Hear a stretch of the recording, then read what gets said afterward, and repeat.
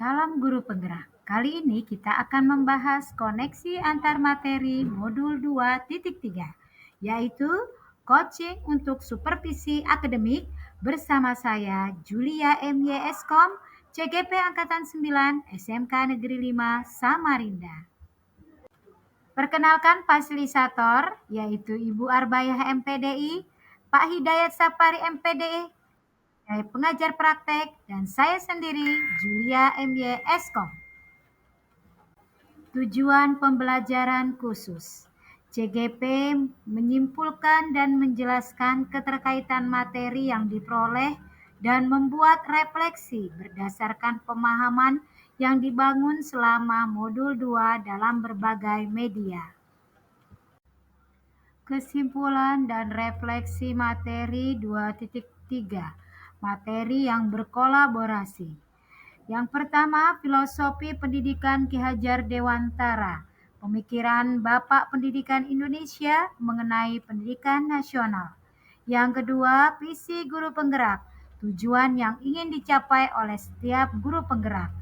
Yang ketiga, pembelajaran berpihak pada murid, yaitu beberapa proses untuk memperkuat berkepihakan guru demi menuntun setiap kodrat murid.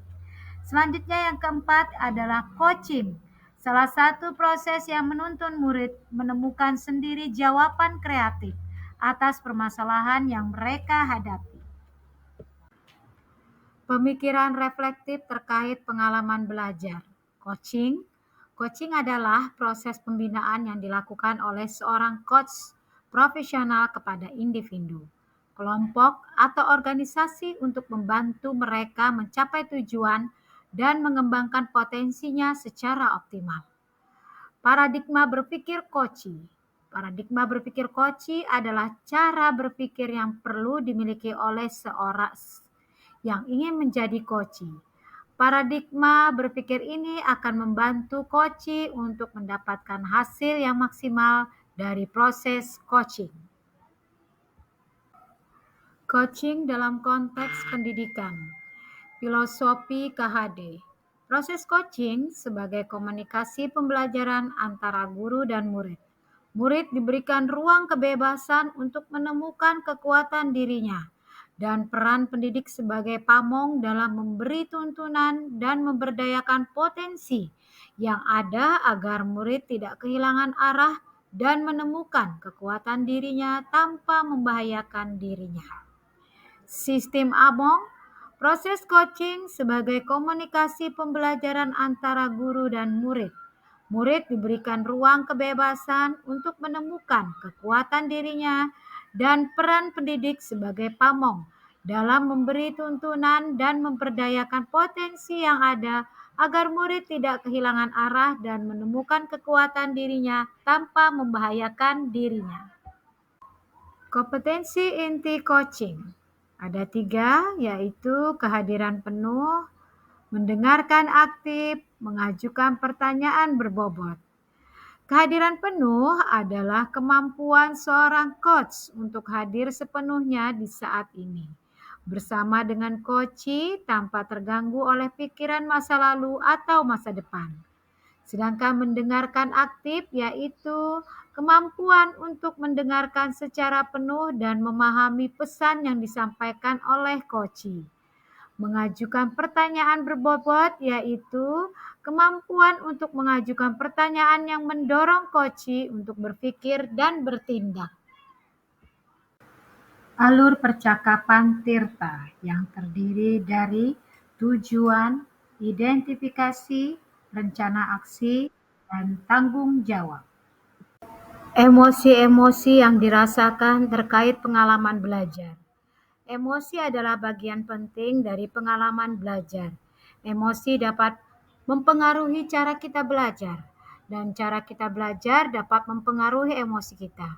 Secara umum, emosi yang dirasakan terkait pengalaman belajar dapat dibagi menjadi 2 kategori, yaitu emosi positif dan emosi negatif.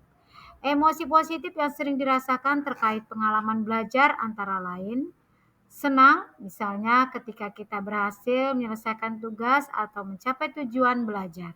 Bangga misalnya ketika kita mendapatkan nilai bagus atau dipuji oleh guru. Tertarik misalnya ketika kita mempelajari sesuatu yang baru dan menarik. Dan tenang misalnya ketika kita merasa nyaman, aman dalam proses belajar. Apa yang sudah baik berkaitan dengan keterlibatan? Yaitu saya mampu berkolaborasi dengan rekan sesama CGP saat mempraktekkan proses coaching, menggunakan alur tirta dan sesuai dengan prinsip coaching dalam ruang kolaborasi dan demonstrasi kontekstual sebagai coach dan coachee maupun sebagai supervisor. Ini adalah sebagian dokumentasi yang sudah kami lakukan bersama-sama rekan CGP. Apa yang perlu diperbaiki terkait dengan keterlibatan dirinya dalam proses belajar? Ada beberapa hal yang perlu diperbaiki terkait dengan keterlibatan diri dalam proses belajar, antara lain motivasi. Motivasi merupakan kunci untuk keterlibatan diri dalam belajar. Jika kita tidak termotivasi untuk belajar, kita akan sulit untuk terlibat secara aktif dalam proses belajar. Kemudian ada keterampilan belajar.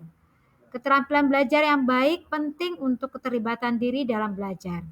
Keterlibatan belajar dan keterampilan belajar yang penting antara lain keterampilan membaca, keterampilan menulis, keterampilan berpikir kritis, dan keterampilan memecahkan masalah.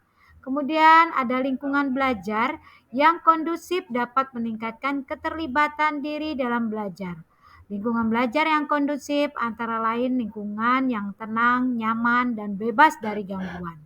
Selanjutnya yaitu metode pembelajaran yang menarik dan interaktif dapat meningkatkan keterlibatan diri dalam belajar. Keterkaitan terhadap kompetensi dan kematangan diri pribadi merupakan dua hal yang saling berkaitan dan saling mendukung.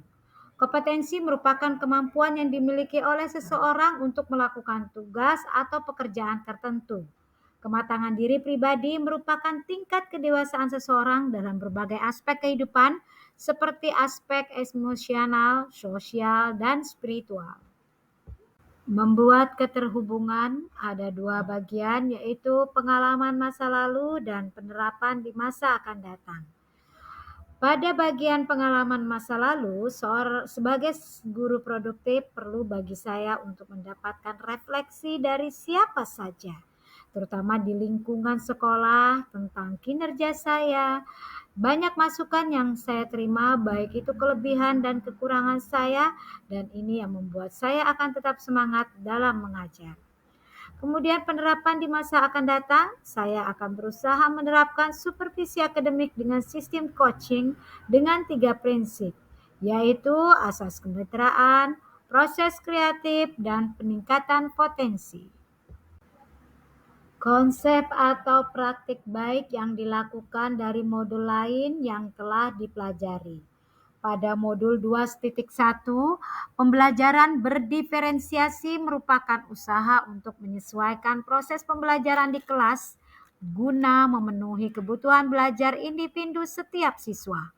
Namun demikian, pembelajaran berdiferensiasi tidaklah harus mengajar dengan 28 metode berbeda untuk 28 siswa. Bukan juga guru harus menambah jumlah soal bagi siswa yang lebih cepat dari yang lain. Bukan juga guru harus mengumpulkan murid yang pintar dengan yang pintar dan yang kurang dengan yang kurang. Bukan juga memberikan tugas yang berbeda untuk setiap siswa. Pada modul 2.2, sebagai pemimpin pembelajaran, salah satu cara mengembangkan suasana positif dalam kelas adalah dengan menerapkan pembelajaran sosial emosional dalam PSE.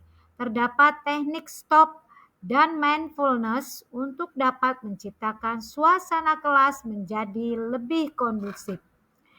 Di modul 2.3, saat melakukan coaching pun, coach harus melakukan teknik mindfulness agar selama menerima proses coaching, coach hadir sepenuhnya dalam semua sesi tersebut. Kesimpulannya yaitu coaching adalah proses yang berpusat pada coachee. Coach bertugas untuk membantu coachee menemukan potensinya dan mengembangkan diri secara mandiri. Coaching merupakan salah satu peran penting bagi guru penggerak. Guru penggerak diharapkan dapat menjadi coach bagi rekan sejawatnya dalam rangka meningkatkan kualitas pembelajaran di sekolah.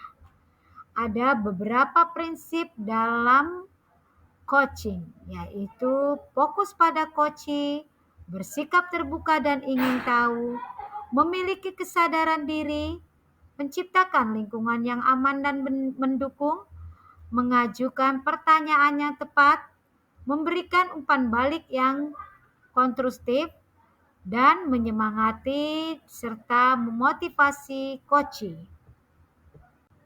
Demikianlah koneksi antar materi modul 2.3 coaching untuk supervisi akademik. Tetap semangat Bapak Ibu guru penggerak, bersama saya Julia M. Yeskom. Terima kasih.